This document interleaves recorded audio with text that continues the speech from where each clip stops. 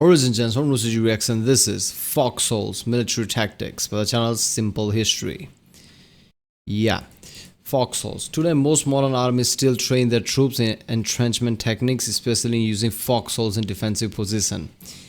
Yeah, I don't understand this. I mean, if in the modern times, if the World War III happens or something like that happens, will trenches be a thing with the modern tactics?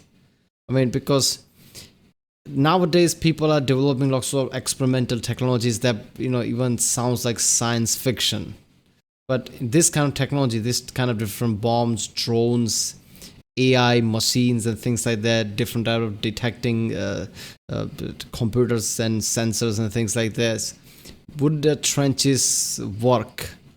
So I don't know. And foxholes, this, I think that's the foxhole. That's just, isn't that part of trench or something, or is something separate? I don't know. It's gonna be a fun video. My people, if you like my reaction, don't forget to subscribe. Check out the reaction I did. This link in the description. Check out the cast with the different playlists like Oli Sarcastic Proxon, Intent Historian, CGP Grey, Curse Gazard in a Nutshell, Real Life Lore, and yeah, let's watch this one. Foxholes, military tactic, World War II to present day.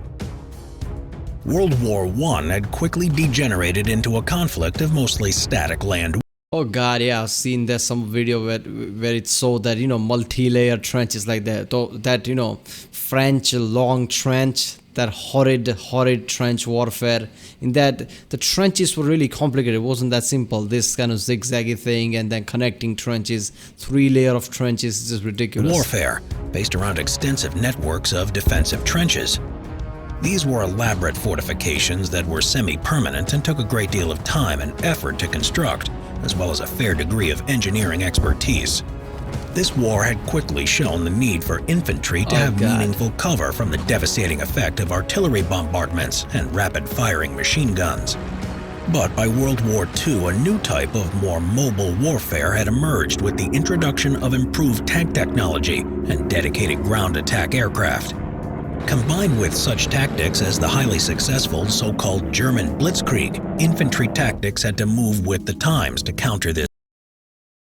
Yeah, German Blitzkrieg. That's the thing with Nazi Germany. They use lots of psychological warfare.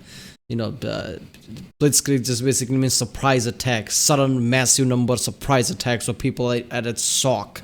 Lightning attack, something like that. So people are suddenly at shock, like how they started the World War II with the attack on Poland.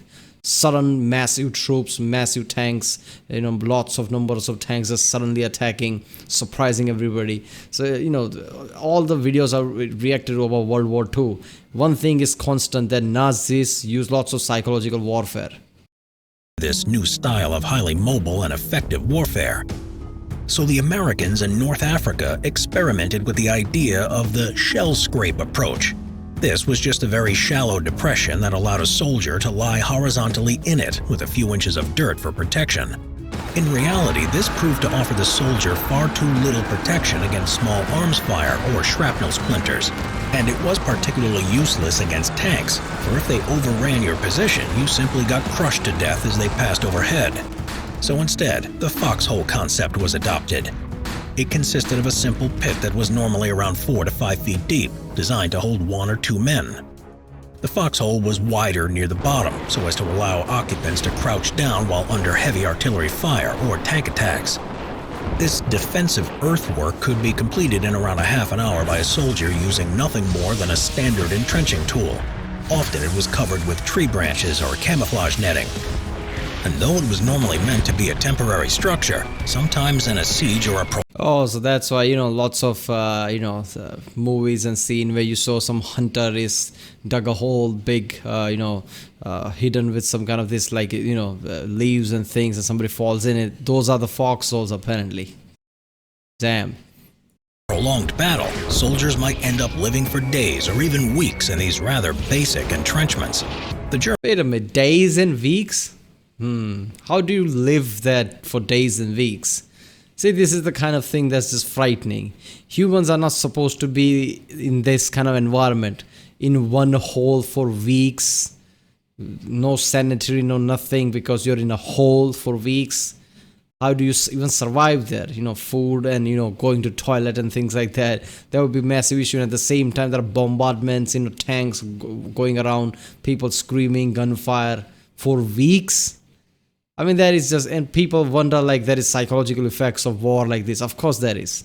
This is ridiculous. This is not how humans are supposed to operate. Germans took this concept one stage further, and in some cases put a turret from an obsolete French or German tank on top of their foxholes in order to create a more permanent and formidable fixed position on such defensive networks as the Atlantic Wall Coastal Defenses System and the Siegfried Line.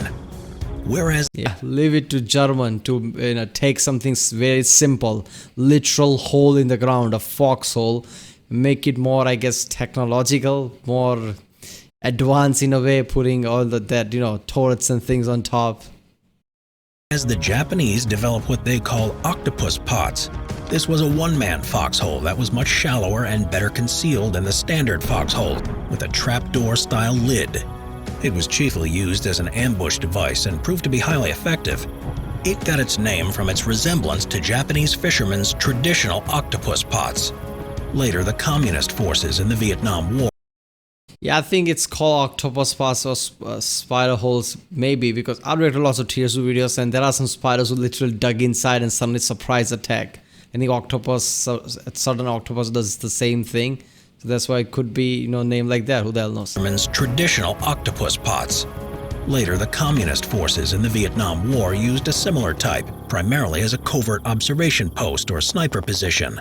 The U.S. forces there referred to them as spider holes, as they reminded them of the holes used by the trapdoor spider. There you go. Today, most modern armies still train their troops in entrenching techniques, especially. So trapdoor spiders, I saw the tier 2 video in which, that it's just ridiculous, suddenly attacks. It just, waits for the prey to come and suddenly attacks. That surprised me, like, spiders have that kind of tactics. Using foxholes in defensive positions.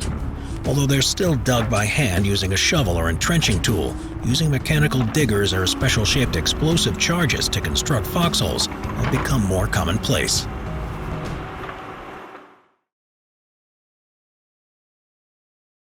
Okay, now what?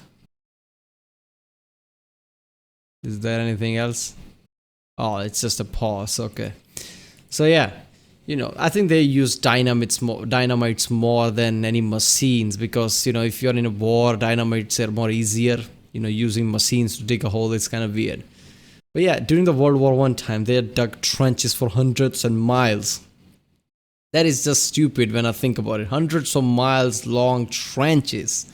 They dug it with the shovels and things. The number of people dug the trenches, the long trenches would have looked like, even if you're going through planes, you would see down and you would see just trenches going over the horizon, and it's just ridiculous, man. But yeah, I don't think in the modern times these trenches and foxholes things would be a thing.